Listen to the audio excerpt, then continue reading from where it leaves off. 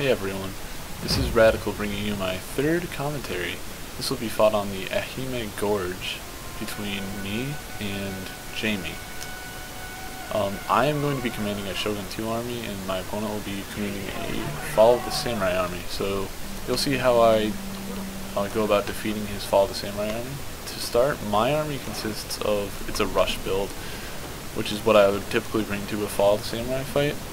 It's going to be Nodachi Samurai up front, 3 of them, with some sword attendants in the back. And I know I do have some vetted sword units, and the only reason I have them is because occasionally I use them for sieges, just because I can throw some money around. So they only have one upgrade, I believe. I am aware that most people don't vet up sword attendants, but I had some spare cash to use, so I decided to put them in there. They only have one more attack. And then I got 2 Katana Samurai on the flanks, or I thought I did, yep. And on the side, my cavalry component, I have a Yari Cav sneaking through the forest here. And I have 2 light cav, I believe. Maybe just 1. No, I have 2. Fire cav and some mounted samurai for my skirmishing component. I'm not really sure how effective they are versus bow samurai, but I just occasionally like to bring them. I figured their attack would be better in this situation, even with the smaller unit side. I have some Waco Raiders. I'm aware that for the last 3 videos I brought these guys. I love this unit. I love to use them, even though a lot of the times I don't actually use it very effectively. But his army over here, he's gonna have just a lot of line infantry mostly. I think his cav component is weak. It's alright. No, it's. Oh yeah, this is a pretty cool tactic he had. He renamed his Yari key Boki in an attempt to have me charge it. Pretty clever tactic, maybe a little dishonorable on his part, but bravo to him for thinking that up. Actually fooled me, although I don't think it really plays a factor because my Yari key still, or my Yari Samurai still is able to beat his.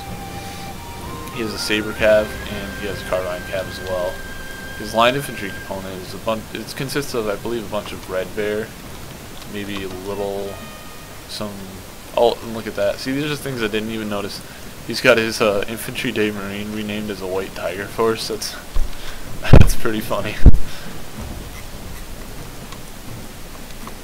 Pretty clever tactic for those not paying attention. Same thing over here. He's just got all his names mixed up. So it's mostly red bears with an infantry day marine and some royal marines. Strangely enough, the royal marines, I guess they're too honorable for that sort of thing. So my guys are sneaking around. I'm getting set up for a charge because the idea behind my army is just basically go in, try to collapse his line as quickly as possible and cav rush the flanks. Because of the fact that he said Boki, I actually was pretty hesitant going near him, which is kudos to him for scaring me enough with that false flag right there. He is actually, and it kind of looked like he was using them like bow cavalry. That's the interesting part. So I'm not sure if that was intentional or not, but definitely fooled me. I stayed out of range. See me pulling back. Sneaking this guy up, I want to see if I can take out his bow cav, which is pretty funny.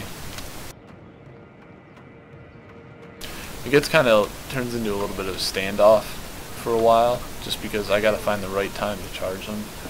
He's setting up layers and layers of people. Some people hidden in the forest. He's camping this area right here, and I like it when my opponent camps because it gives me a lot of time to think, especially since my army is going to be the one that's going to be attacking him. All my units are offensive, and I'm going to need time to think of the perfect way to go about this. So I start by bringing my light cav down here. I just want to support. At first I just wanted to support my Waco Raiders, but it actually turns out to be very, very helpful that I did that because in a little bit he's going to move all his cavalry over to attack, and you'll see what happens then.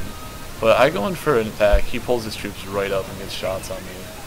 But in retaliation, I am going to bring my troops up and we are going to prepare for the attack. Oh yeah, and a little fun fact, this is a Yari Cav that I just forgot about for a while.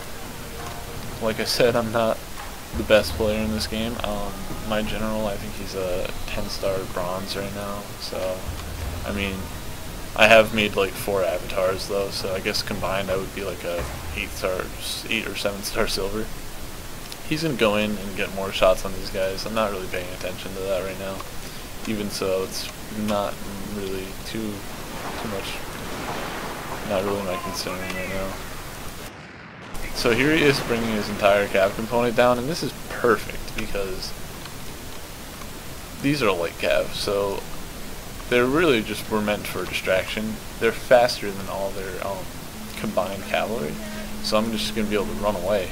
And this gives me the perfect opportunity to charge because with his entire cav component gone, he has nothing to really counter and flank me with.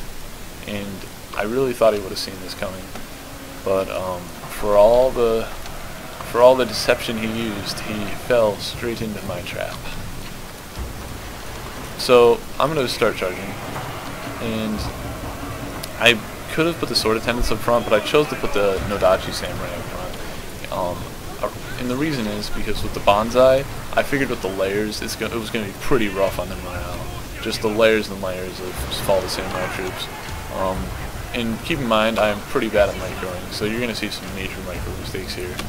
But yeah, so basically, if they're going to rout, I don't want them to rout at the first line. And I knew that if I had the sword attendants up front, they would. So I popped my bonsai when it gets a little worse, but I really wanted my Nodachis to be up front. On this side, I'm coming around for my flanking. He's doesn't counter it. I think he's paying attention to this. He's kind of noticed that it's futile chasing these guys. I think I'm going to counter right back out and keep him there.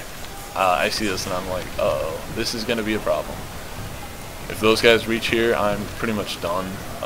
He could dismantle my complete charge just by taking out, busting my flank right here.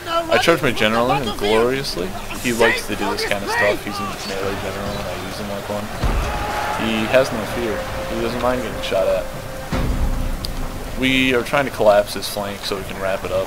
It's a little hard. I got a pretty severe rout going on right here, and but we are going to be able to charge with the fire cav, which is very nice. I wanted to at least get something on this side taken down before the cav showed up. So right now we are hitting their cav with our light cav and our mounted. Oh, sorry, no, I charged my mounted samurai. I'm trying to hold them here desperately, just so they won't reach here. My light cav is coming in, and I'm hoping he's going to charge me, which he does. In this situation, he probably shouldn't have. He probably should have just went for the main fight, because right now I'm not doing too hot, but I am tearing into him pretty hard. Here's some katana samurai that decided to hang around for a little bit. At this point, it's looking pretty desperate for me. I'm trying to push through his line, but it is tough. Unless you get neck stabbed. But this part's collapsed.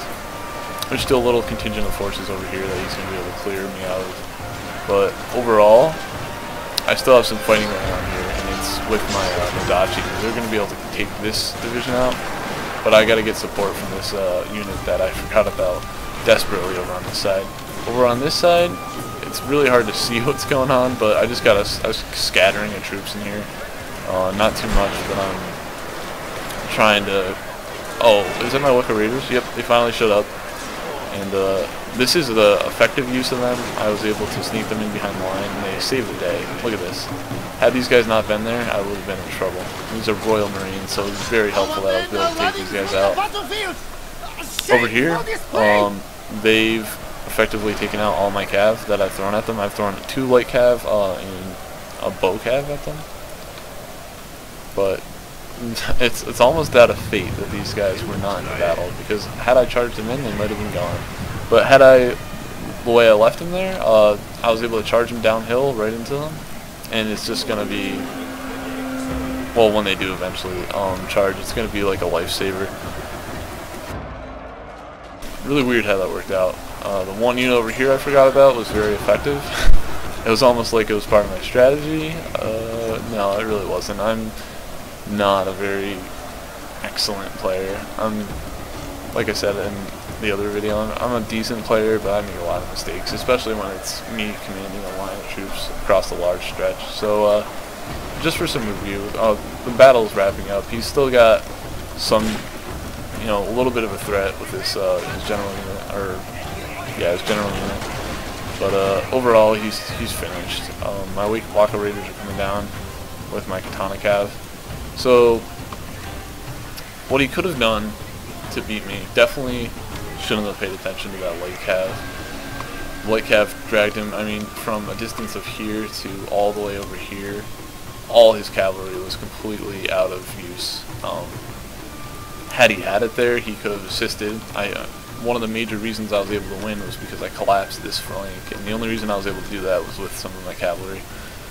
What I could have done better, I could have microed a lot better with some of the units I forgot about. I shouldn't have let him shoot my Bocav. I have a lot of trouble with that. I'm working on it. But overall, a great game to my opponent. I hope you enjoy this. This was a little bit of a different one. I actually didn't play this battle recently. This was one from a few weeks ago, so it was a little hard to commentate, but I'm working on it. Hope you enjoyed it. See you later.